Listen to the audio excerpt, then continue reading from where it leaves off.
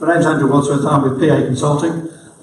You can probably tell we're not the usual kind of consulting company because I'm wearing a brown suit and not a grey suit and a white shirt.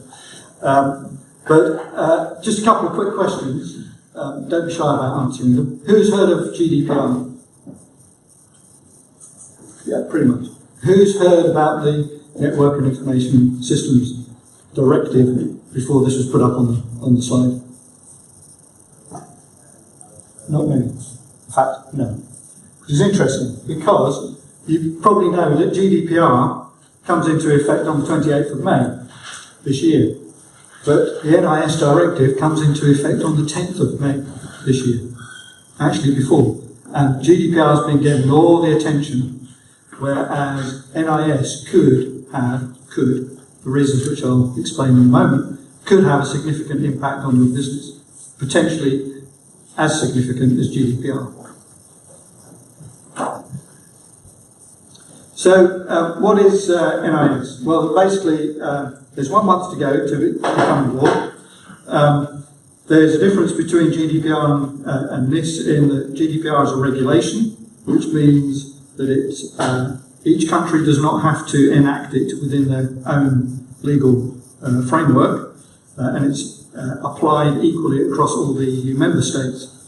A directive has to be transcribed into each member state's law by the 9th of May. So, what is it going to cover? Well, the first thing is it's going to cover what's called essential services. That is not the same as critical infrastructure. It's a term you might hear about, critical national infrastructure gets termed about things like power, grid and so on. A lot of CNI will be essential services, but it can cover other things as well. So first off, each state has to decide what does it deem to be an essential service. The second thing is, well, who actually are operators of essential services?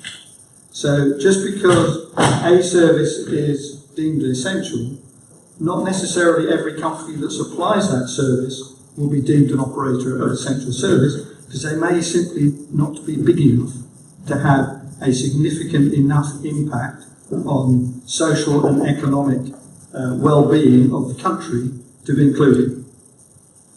The third thing is, this is where we start getting into the cyber security piece, is they define what's called a significant event.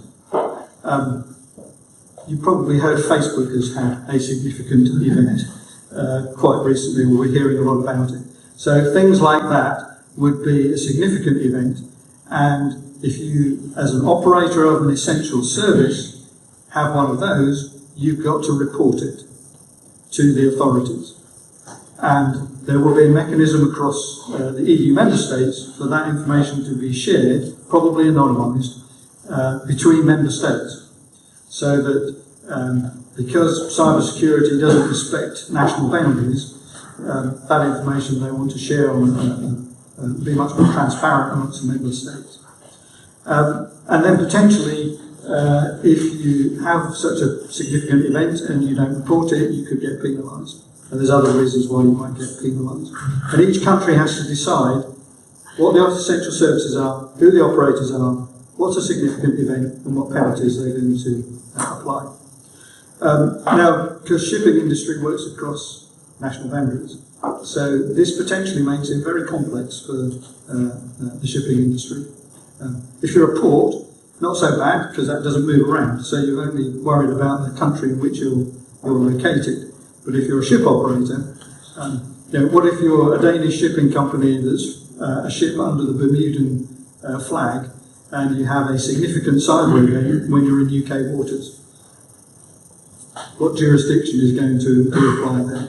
And I don't know the answer to that, and I don't think anybody knows the answer to that right now.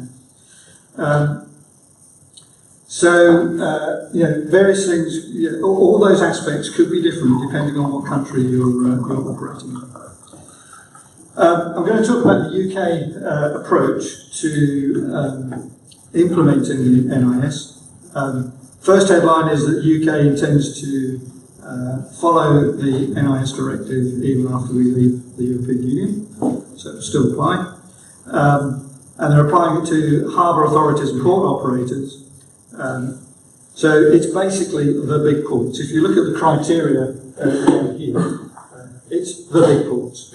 And these are ors, not ands down here. So a port that covers 15% of roll-on, roll-off, or 20% of UK biomass fuel. Quite why they're so interested in biomass fuel, I don't know, but that's what they've decided.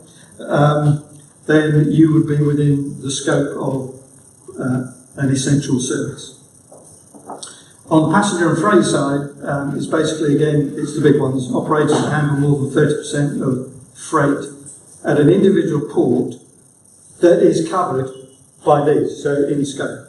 So you could be 30% or more of the freight at another port, but you wouldn't be providing an essential service. You wouldn't be an operator of essential services.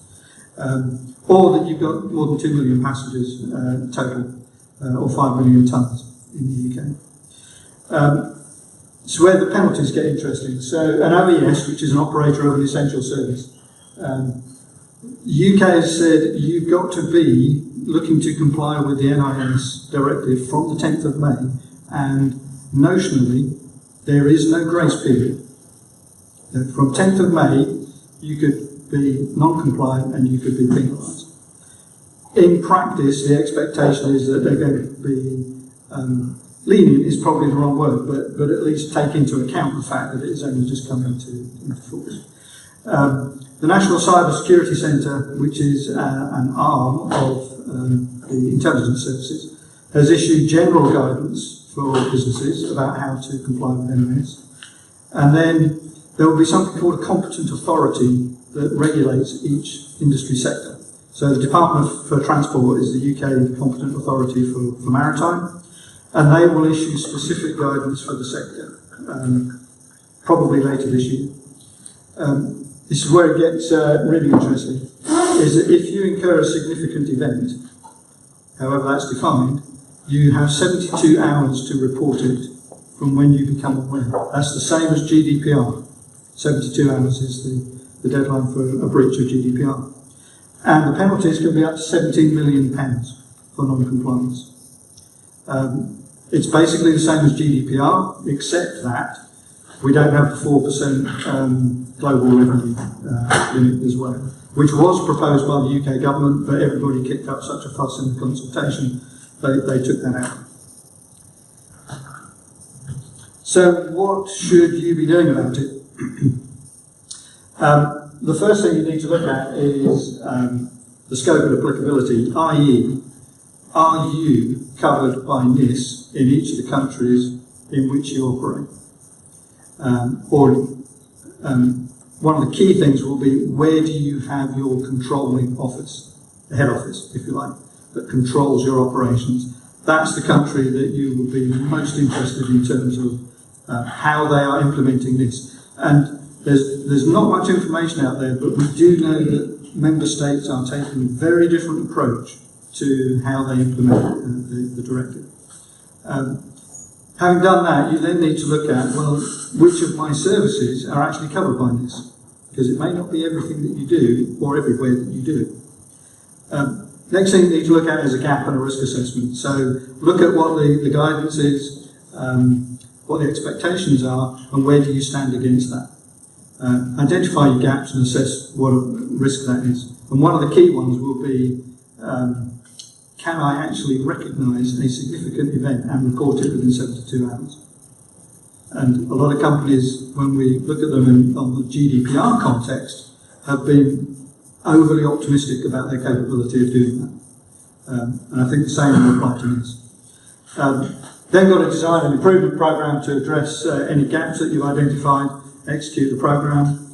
The key one, coming back to this incident reporting, is making sure that you have the mechanisms in place to pick up a significant event, filter it through the organisation, triage it to say, is that one that is covered by NIS, and report it to the appropriate people. And practice that, exercise it.